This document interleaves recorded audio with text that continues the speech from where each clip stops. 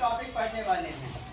अभी देखिए, ये बोर्ड पे मैंने एक त्रिभुज बनाया है। इस त्रिभुज में एक कोण कितने डिग्री का है? 90 डिग्री का। इस त्रिभुज का नाम क्या है? किसको पता है? Yes, you can. No no no, yes you. Good. समकोण त्रिभुज, इसका नाम क्या है? समकोण त्रिभुज। बच्चों, यदि हमें एक दीवार से लगे हुए सीढ़ी की लंबाई ज्ञात करनी है, जैसे मान लो ये दीवार है, ठीक है, और ये सीढ़ी लगी हुई है इस दीवार से। अब इस सीढ़ी की लंबाई हमें ज्ञात करनी है। हमारे पास फीता नहीं है, बिना फीता से मापे हमें कैसे ज्ञात कर सकते हैं हम इसकी लंबाई? Yes you. गुड।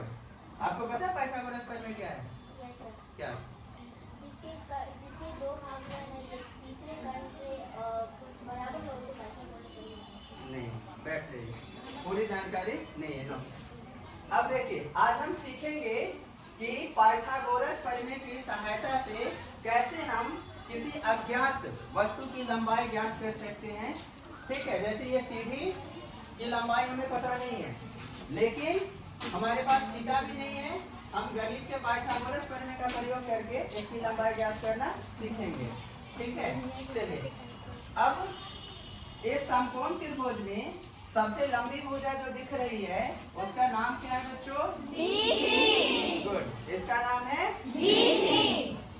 इस सबसे लंबी भुजा को हम लोग कहते हैं जो बच गई है दो भुजा, आधार और लंब। गुड। अब हम देखेंगे कि लंब और आधार पे हम एक वर्गाकार खाने अगर हम बना लें, तो इस लंब आधार पे बने वर्ग का क्षेत्रफल और लंब पे अगर एक हम खाना बना लें तो उस पे एक वर्ग बनेगा, वर्गाकार खाना बनाएंगे। और एक वर्गाकार खाना यदि हम कर्ण पे बना लें तो उस पे भी एक वर्ग बनेगा। तो 3 वर्ग बनेंगे, जिसमें 2 छोटे वर्ग होंगे और एक बड़ा वर्ग होगा। तो हम देखेंगे कि कैसे इन 2 छोटे वर्गों के क्षेत्रफल का योग बड़े वाले वर्ग के क्षेत्रफल के योग के बराबर होता है। इसको हम लोग एक वर्किंग मॉडल से देखेंगे और समझेंगे। ये देखिए, हमारे पास एक वर्किंग मॉडल है। ये देखो, यहाँ पे एक समकोण त्रिभुज है, बीच में बना हुआ है, ठीक है। अब इस समकोण त्रिभुज की एक भुजा पे ये वर्गाकार खाना है, दूसरे पे ये वर्गाकार खाना है और तीसरा खाना अभी खाली है, इसमें सरसों के दाने नहीं है। 2 खाने में भरे हुए हैं। अब हम इसको रोटेट करेंगे तो देख रहे हैं कि दोनों खानों से सरसों के दाने क्या हैं? तीसरे खाने में आ रहे हैं। अब हम देखेंगे जब पूरा दाना इसमें आ जाएगा तो कैसे ये बड़ा वाला खाना पूरा भर गया है, कंप्लीटली भर गया है, ठीक है। तो हम इसे कह सकते हैं कि 2 छोटे भुजाओं पर बने वर्ग के क्षेत्रफल का योग तीसरे यानी कर्ण के ऊपर बने वर्ग के क्षेत्रफल के योग के बराबर होता है। तो इसको हम लोग इस तरह से लिख सकते हैं कि लंब स्क्वायर प्लस आधार स्क्वायर इज इक्वल टू कर्ण स्क्वायर, और इसी को हम लोग कहते हैं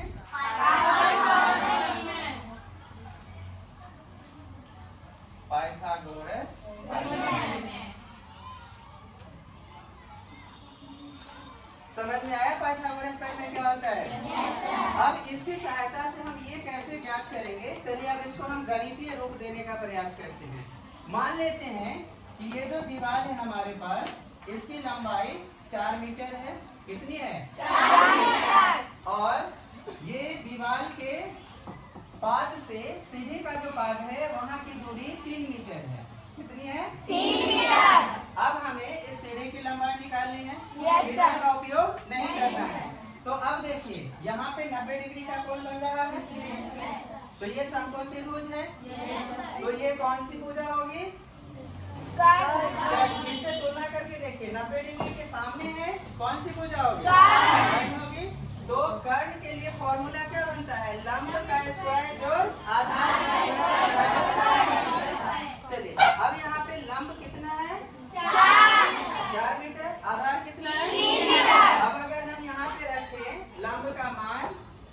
का स्क्वायर जोड़ 3 का स्क्वायर बराबर क्या होगा? यही हमारा कर्ण का स्क्वायर है, ये निकालना है ना।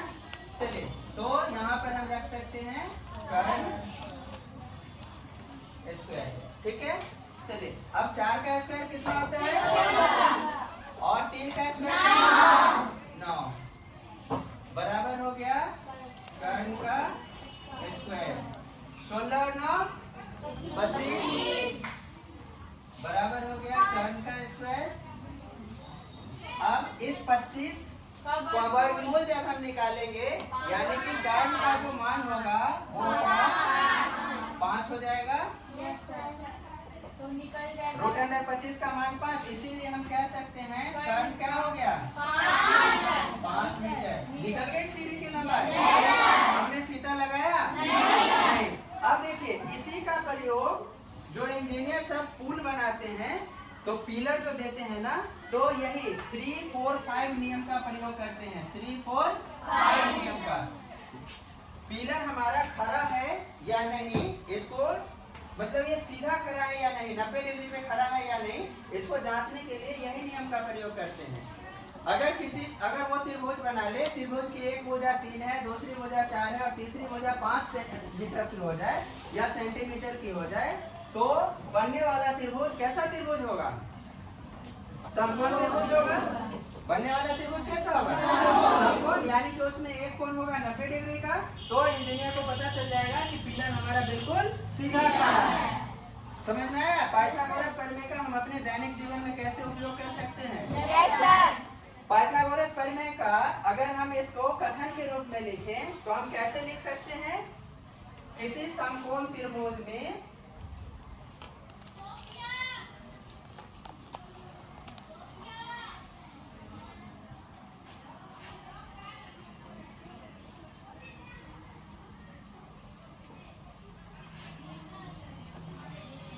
कर्ण का वर्ग क्या होता है? कर्ण का वर्ग अन्य दो भुजाओं के नहीं, अन्य दो भुजाओं के वर्गों के योग के बराबर होता है ना। अन्य दो भुजाओं के वर्गों के योग के बराबर होता है। वर्गों के योग के बराबर।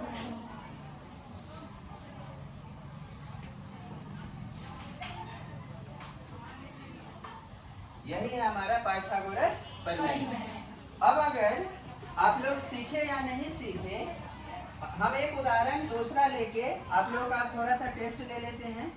उससे पहले एक चीज और, ये जो हमारा 3, 4, 5 वाला नियम है, ये 3 नंबर को हम लोग कहते हैं पाइथागोरस ट्रिपलेट। ठीक है, क्या कहते हैं? Pythagoras triplet.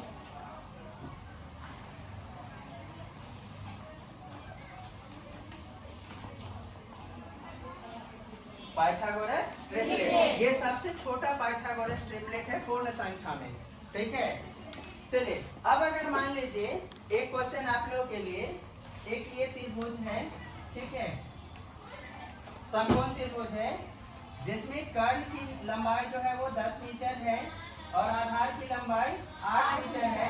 आपको लंब की लंबाई निकालनी है, कितनी होगी? देखते हैं कौन कौन बनाते हैं। कितना होगा कौन बता सकते हैं? हाँ, यूज कर सकते हैं पेन पेपर। हाँ, फॉर्मूला यही होगा ना।